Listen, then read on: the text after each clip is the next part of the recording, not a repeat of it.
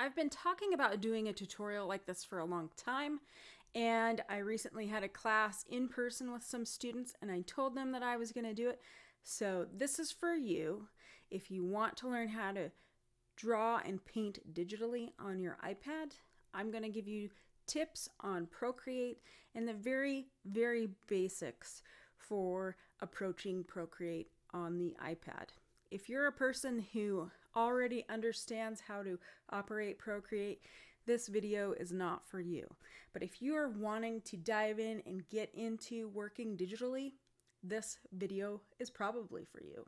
If you're new here, my name is Paige. I'm the Chief Pixel Pusher and Paintbrusher over at Gumption.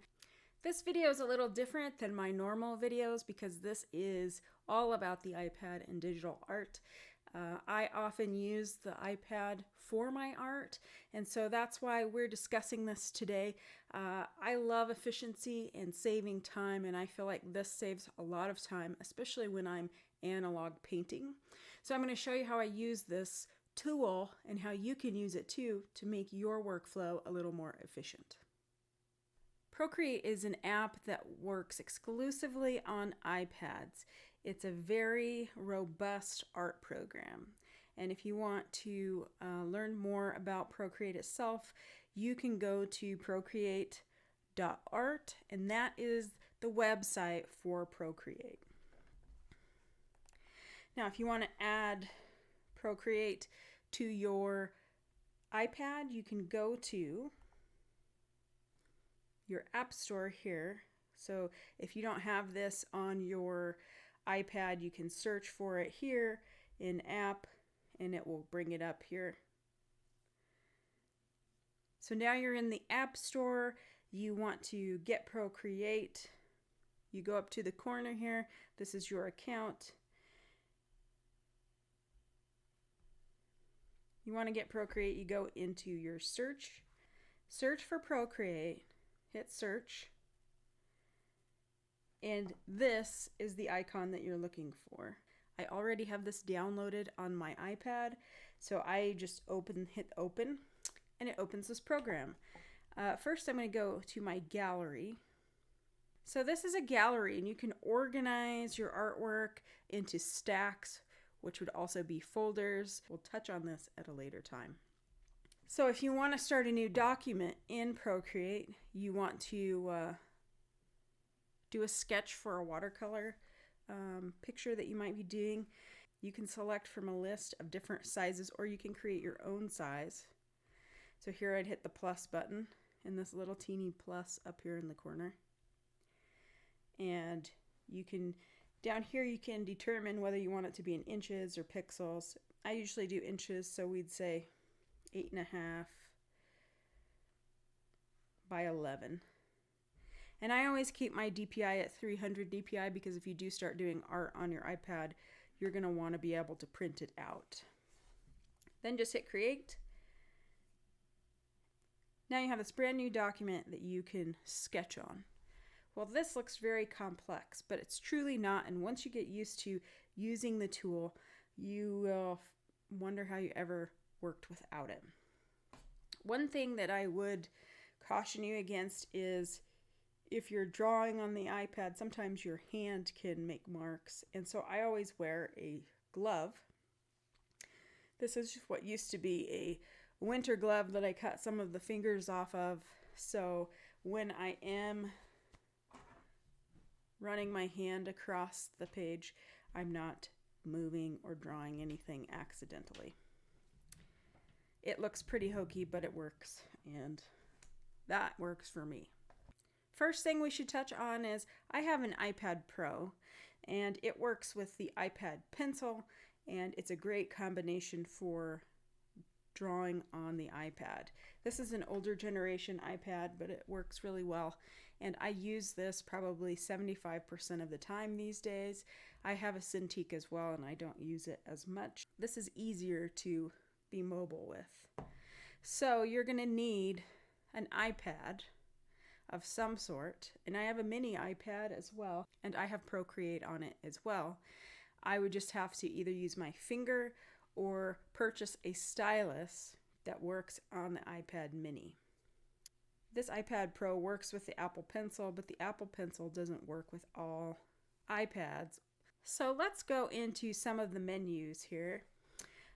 First and foremost, this is your brush menu, and you can buy brushes for the iPad. You can buy Photoshop brushes for the iPad and install them in the iPad, which we can discuss at a later video. But you see, I have all these different options as far as drawing goes. For today, we'll just go into our drawing, sketching, and I'll grab a pencil from here.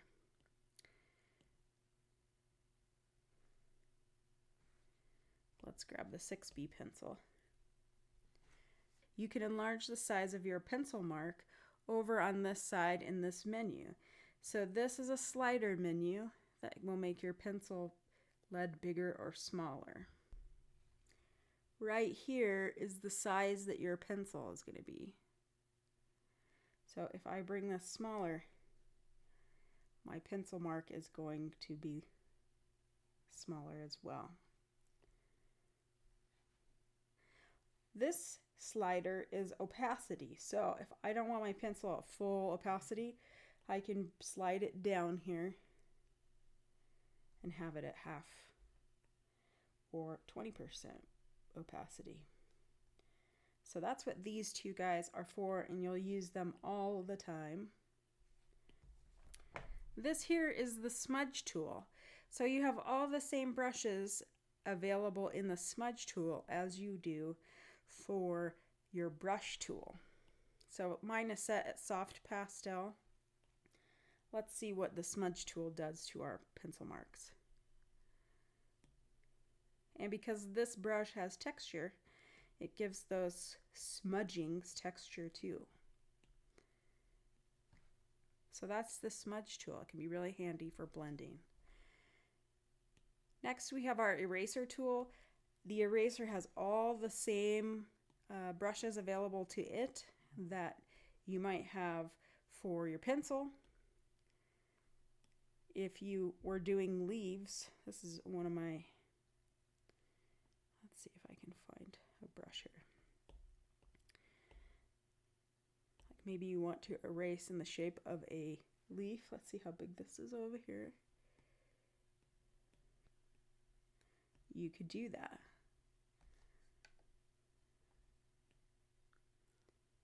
Normally I use a hard brush to use as my eraser, and the same thing goes over here. You can make your eraser bigger, or you can affect the opacity.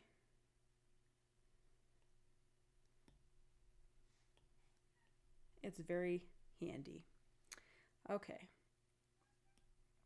Next, we're going to talk about layers, and I'm going to switch into another image to show you why you might use layers. But you can add layers here. You can slide and delete or duplicate layers, or even lock layers here.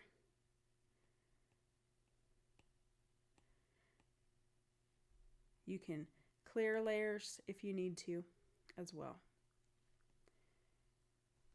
So we're going to go back to the gallery. So these are all the things that I've drawn or used this for. I'm going to go into this illustration. You can do finalized work in Procreate, and you can see I have a number of layers and groups. Why would you need a layer? Well, this is a prime example of why you might need a layer. I have this title here. I may want to have it to see what it looks like with the title or without. I have this big leaf hanging out in the front here.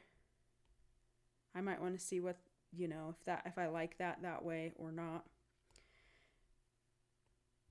In this scene, I did layers for the foreground, the middle ground, and the background. And I think I wound up combining the background. But I can work on an area at a different time. I can add a rooster here if I want to and work on him alone. I can remove the background if I want. Being able to work in layers is really handy, especially when you're kind of moving things around and testing things out. So that is why you might use layers. This is the color module here where you can change your colors. You can use the color wheel to do that. You can go to their classic mode here and use the sliders, or harmony. It's going to get you harmonious and complementary colors, and you can pick colors based on this. You can do value, and this is the palette area where you can download palettes, or your software might come with palettes, or you can create your own palettes here and just keep them, and you can set them as a default if you like, so that default shows up here. We've gone through our paintbrush tool, our smudge tool, our eraser tool, and layers. We have a whole other menu over here, and this adds a lot of functionality to our drawing pieces. So first and foremost, we're going to click on this arrow, and what this arrow does is it selects what you have on that layer. So you can make things smaller or bigger. You can distort them. You can use the warp tool because maybe you need to move something over. And move shapes uniformly so it doesn't change the integrity of what you're moving. Or you can use the freeform tool, which will allow you to move things not uniformly. This menu will also allow you to flip things horizontally, vertically, rotate at a 45-degree angle if you need to turn something, fit to the screen. I never use this one bilinear, and you can reset from here. This is pretty handy when you need to move something on a layer. Maybe I want to move it up here. That's a great way to do it. Here I'm going to make a new layer, so I'm just going to hit that plus key. Okay. So now that I've chosen a color, maybe I'm going to switch to a pencil here. So what's great about Procreate is it makes all our squares and circles more perfect than we can do it ourselves. So all I did was create a circle, hold my pencil down on the iPad, and it will make a circle. To make it a perfect circle, you put one finger down on the iPad while keeping your pencil on the iPad, and you have a perfect circle. So going back to this menu, you can use this selection. This is a selection tool, which allows you to do a number of things, but often I just use the freehand selection, and I take my pencil and I select what I'd like to move. So I've selected this circle. I use my arrow tool, and I can move that circle around anywhere I want it. Maybe I want it on top of that other circle. Then I hit my arrow again, and my circle is set. Next, we'll look at this menu, this adjustments menu, which allows us to do a number of things. And I probably won't go through every one of these, but what's great is you can choose one of these. We'll take Gaussian blur. And by taking my pencil, placing it on the iPad and dragging it to the right, I can determine how much I want to blur that layer.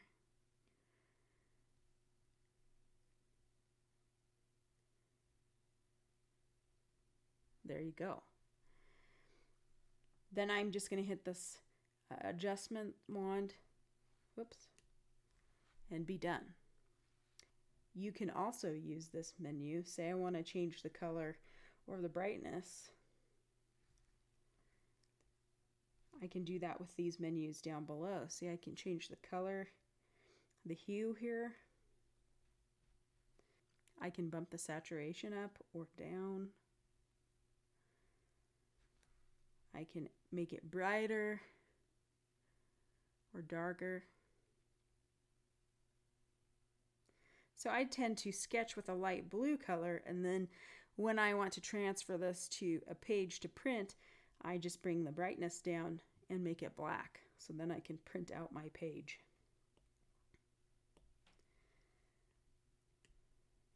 And next, you have your wrench here that gives you all your actions that you can do on your iPad. Whoops. Which you can insert files under this add icon. You can insert a photo, you can take a photo, you can add text, much like I did with my title. You can cut, copy, and copy your canvas. If we go into the canvas ticker here, you can resize your canvas. You can use drawing guides here. You can even animate with this thing. And you can see now they have frames down below. But that is a different lesson. You can flip your canvas horizontally or vertically. And that moves the whole canvas, where before we just changed the orientation of our items on the layer. This moves the whole canvas. So the share button is an important button for you guys to know, because you can share these files and email them out. You can save them to your iPad. You can send them to your printer. You can save it as a Photoshop file in case you want to open it in Photoshop again. Oftentimes I'll hit JPEG. I want to save this as a JPEG. And then I send it to myself in email so I can print it out.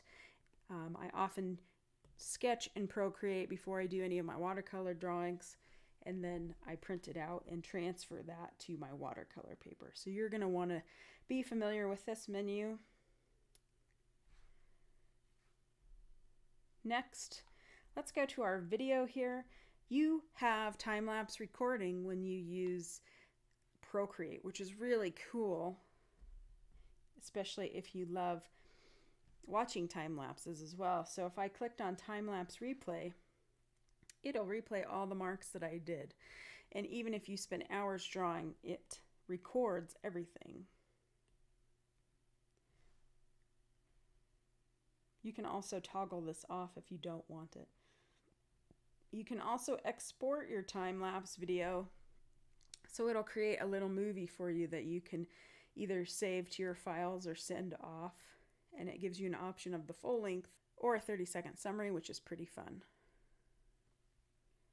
Preferences. These are different preferences for your pen and where you have things on your page. If you want a lighter interface, you can change your interface there.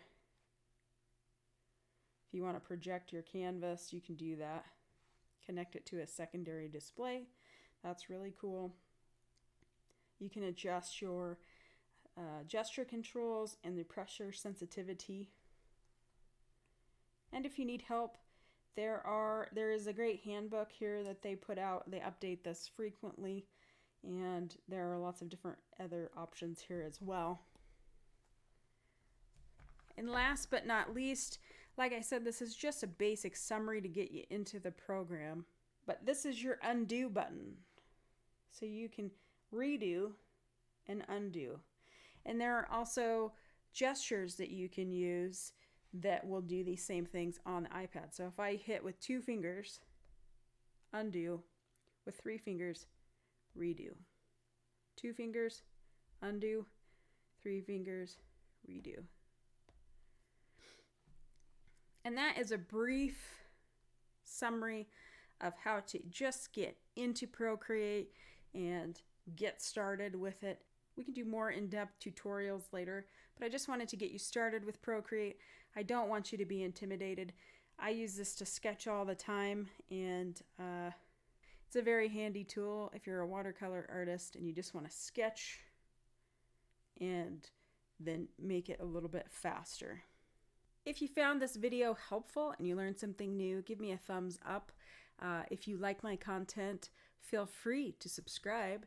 And until next time, keep creating, keep painting, and keep your chin up while in quarantine.